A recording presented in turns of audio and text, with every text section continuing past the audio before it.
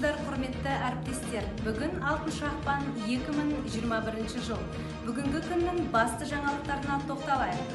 Бүгін Атамекен тарих әдістемелік бірлестігінің апталығының жабылуы өтті. Жабылуы Zoom платформасы арқылы өтіп, Блиц турнир ойыны ойнатылды. Ойын 4 кезеңнен тұрды. Бірінші кезең сұрақ-жауап, екінші кезең тарихтан сыр шертетін жылдар, үшінші кезең қара жәшік, төртінші кезең әлемнің 7 кереметі. Бұл ойынға 8 әдістемелік бірлестіктің мұғалімдері белсенді қатысты. Да, я здесь. В черном ящике находится счетно-решающее вычислительное средство, которое возникло еще до появления ВМ. Что в черном ящике? Счеты. Правильно. Можно обратную связь? Спасибо большое, уважаемые коллеги-историки. Неделя была насыщенной, очень интересной. Особенно понравились ваши вечерние репортажи новостные. Теперь не знаем с понедельника. Уже привыкли. Вот. Викторина для учителей также была очень занимательной. Вспомнили программу действительно.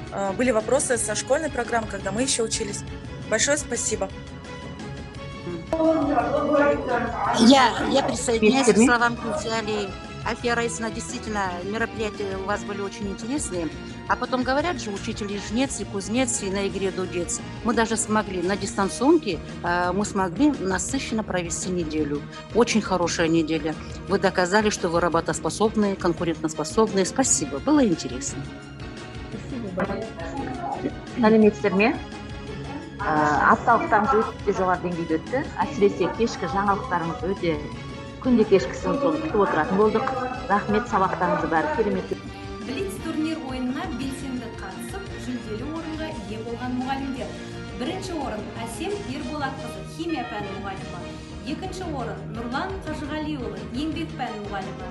Және Жадыра Тайырқызы, қазақ бастауыш пән мұғалімі. Үшінші орын Суфия Мирсултановна, орыс бастауыш пән мұғалімі. Сонымен қатар белсенділік танытып қатысқан мұғалімдер Ақтоты Талғатқызы, Айгүл Базаркарына, Әсемгүл Талғатбекова және Айнұр апайға өз алғысымызды білдіреміз. Құрметті әріптестер, бүгінгі күннің жаңалықтары осымен аяқталды. Келесі жылы кездескенше аман болайық.